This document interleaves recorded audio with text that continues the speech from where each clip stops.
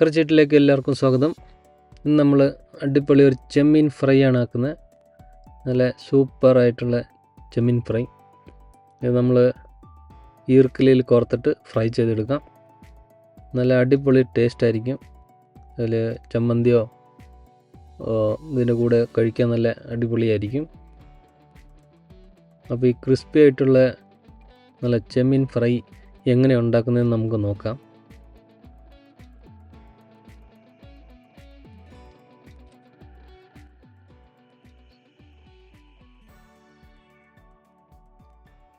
ആദ്യമേ ഒരു ജാർ എടുത്തിട്ട് ഞാൻ കുറച്ച് കോൺഫ്ലോർ എടുക്കുന്നുണ്ട്. 1 സ്പൂണോളം കോൺഫ്ലോർ, കുറച്ച് ഉപ്പ്,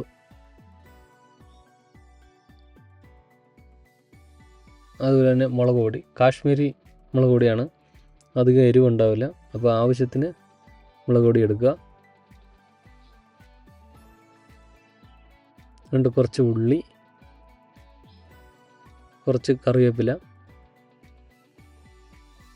എന്നിട്ട് കുറച്ച് നാരങ്ങ നീര് പിഴിഞ്ഞൊഴിക്കുക. കുറച്ച് വെളുത്തുള്ളി ഇട്ടിട്ടുണ്ട്.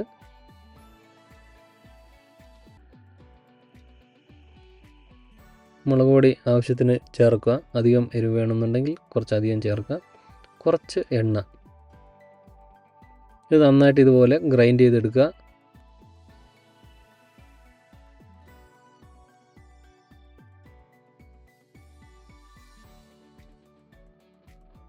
ഇനി കുറച്ച് ഈർക്കിൽ ഇതുപോലെ സെറ്റ് ചെയ്തെടുക്കുക. നന്നായിട്ട് കഴുകി വൃത്തിയാക്കി എടുത്ത് വെക്കണം.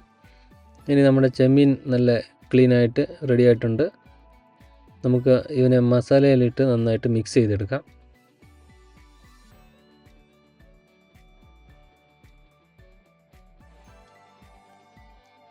നമ്മൾ അരച്ചെടുത്ത മസാല ചെമ്മീനും കൂടി നമുക്ക് നന്നായിട്ടൊന്ന് മിക്സ് ചെയ്യാം.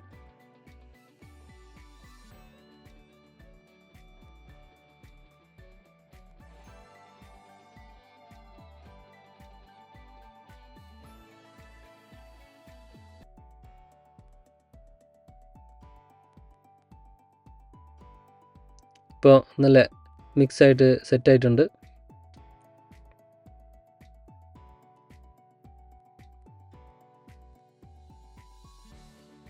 ഇനി നമ്മൾ എടുത്ത് വെച്ച ഈർക്കിലിൽ ഇതുപോലെ ഓരോന്നായിട്ട് കോർത്ത് കൊടുക്കാം.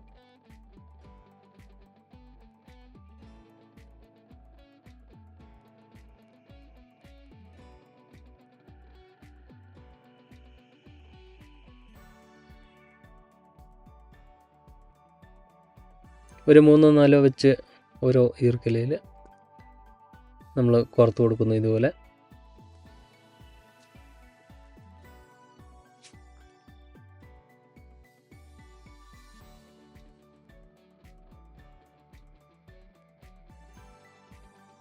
ഇതിപ്പോൾ എല്ലാം സെറ്റായിട്ടുണ്ട്.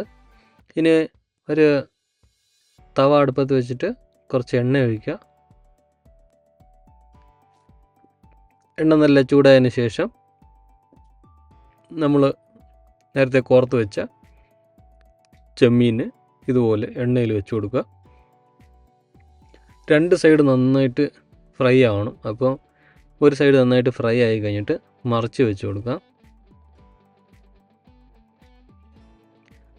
ഓരോന്നായിരുന്നെങ്കിൽ നമുക്ക് മറിക്കാനും ഒക്കെ പാടാണ്. അപ്പോൾ അതുകൊണ്ടാണ് ഈർക്കിലിൽ ഈ രീതിയിൽ കോർത്ത് വെച്ചേക്കുന്നത്. അപ്പോൾ നമുക്ക് എളുപ്പത്തിൽ ഇത് മറിക്കുകയും തിരിക്കുകയും ചെയ്യാൻ പറ്റും. കുറച്ച് കറിവേപ്പില ചെറുതായിട്ട് അരിഞ്ഞിട്ട് കൊടുത്തിട്ടുണ്ട്.